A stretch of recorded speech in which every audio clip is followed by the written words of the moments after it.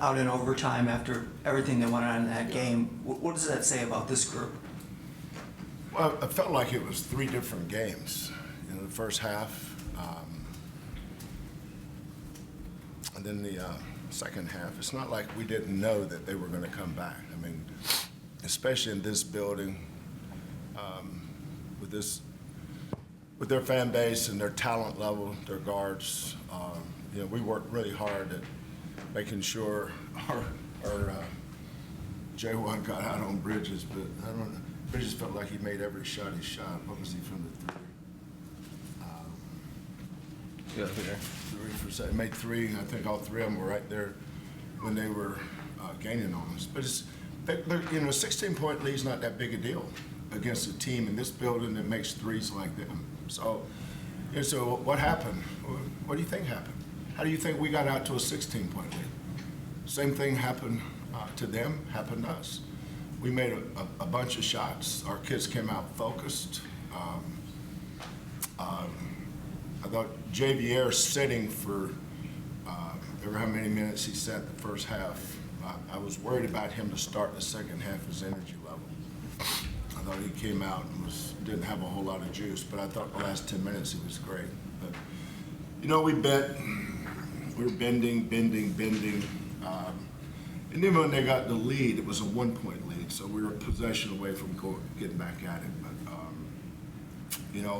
at the end of the day, being able to come in here and get a win, I don't care how the game went.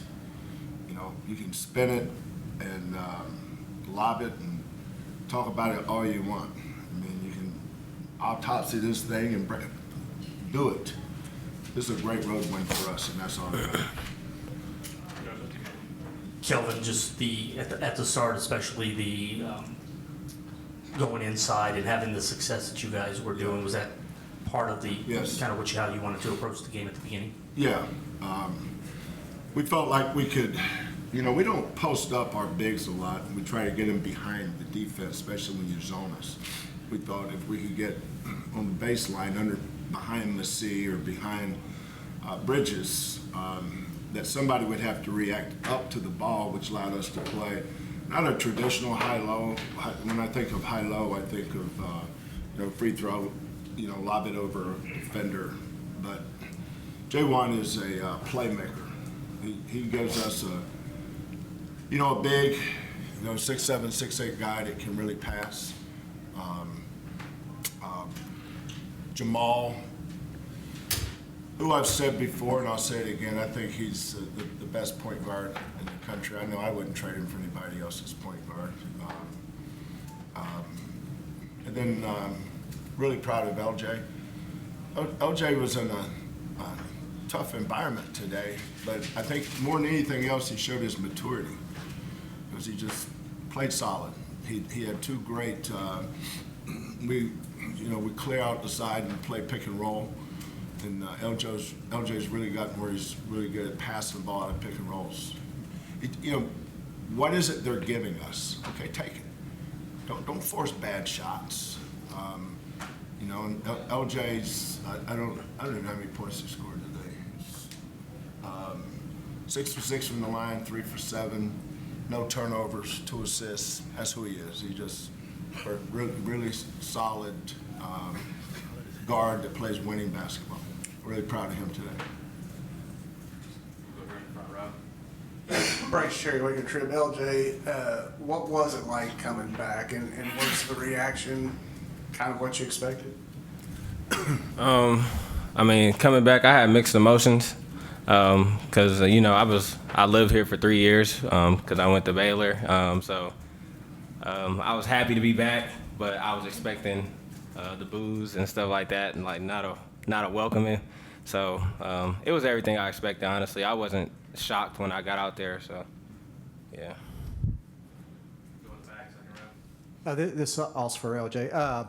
You play on a premier defensive team. How have those guys maybe helped you become a better defensive player? Just in practice every day, I get held accountable. Coach doesn't let me take possessions off or a day off in practice. So just that itself has helped me grow in that area.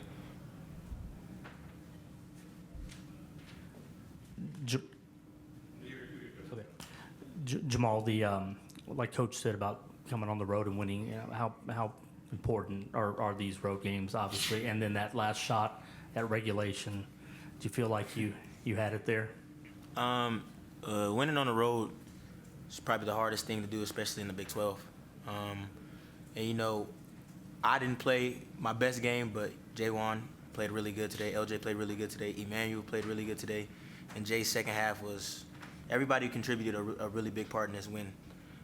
Malik gave us good minutes. Damian gave us good minutes. JoJo gave us good minutes. So we all were responsible for this win, and it was just a really good team win. Because playing on the road is just it's so hard in this league.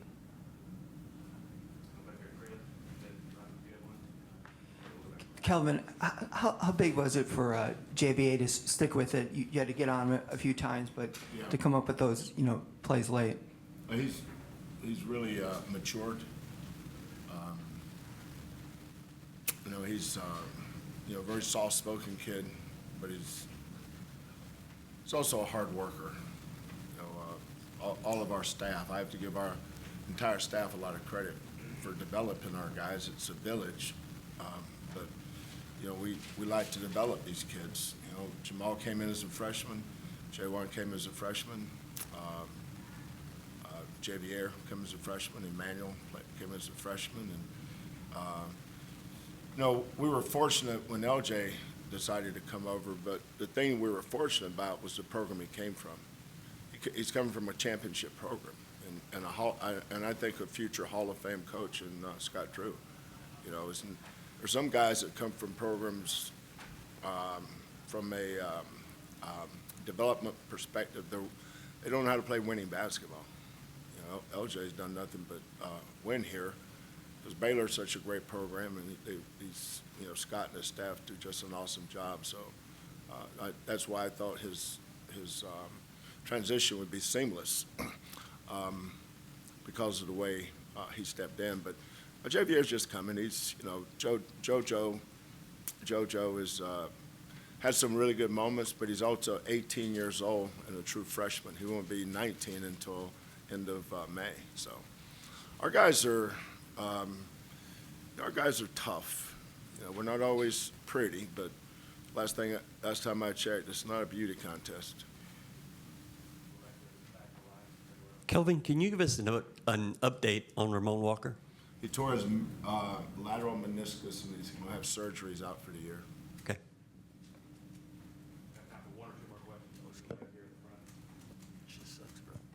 Coach, second half and overtime, you guys are 17 of 19 from the free throw line. You say, it wasn't a pretty win, but that's pretty. What does that say about your team? This one here wants credit for making two, and he should get it because I think it's the first time in his life he's done it. So way to go, Jaywan. You made 2 free throws in a row. We have this thing we do every night with our managers and our grad assistants where certain guys have to come in and make between 150 and 200. Then they put in my door jamb when I walk in the morning how many free throws it took for him to do that. And it's like when these sayings, I don't have a bunch of sayings, I only have one in our whole locker room, but it's about the stone cutter. Hitting that stone every day, and after 100 or so blows, it'll finally break. It wasn't the 100th one that made it break, it was all those that came before. And that's what I think free throw shooting is. You don't go from being a bad free throw shooter, good free thrower. You just have to hit that rock every day. And Malik and Damian have been shooting 85, 88% about every night. But if Jamal and L and Emmanuel shot all the free throws, we'd be a great free throw shooting team. But your free throw shooting as a team is a byproduct of who's doing the shooting. Now, we got a couple sitting over there. If they were doing the shooting, you would be making that comment. But that's the reason why they're sitting over there. LJ, you obviously played in the Farrell Center for 3 years. What was this environment like for you, and how did it kind of compare? I feel like the atmosphere is a little bit better with it being smaller. I I mean, the facility is beautiful. The Farrell Center was nice, but I feel like this right here is special. So, yeah. Seems like, what is the seating capacity in here? 7,500. Seems that speaks to the quality of the architecture, because it seems like there's a lot more. And because of, what do you call it, the suites or stuff up top, it looks like our building is really nice. We played at Texas earlier and played here. And I think all three schools are really smart, having this size, where it's a tough ticket and it's packed. Every game we play is a packed house. And that place got humming that second half now. It's a tough place to play. This is, Scott's done an incredible job here, and that you couple him with that old guy back there, Mac Rhodes. my man Mac. I feel like Mac should at least have a sleeve that's red. Maybe not the whole jacket. Maybe a red sweatband underneath there. Well, I'm embarrassing him now, so I'll settle for the red face.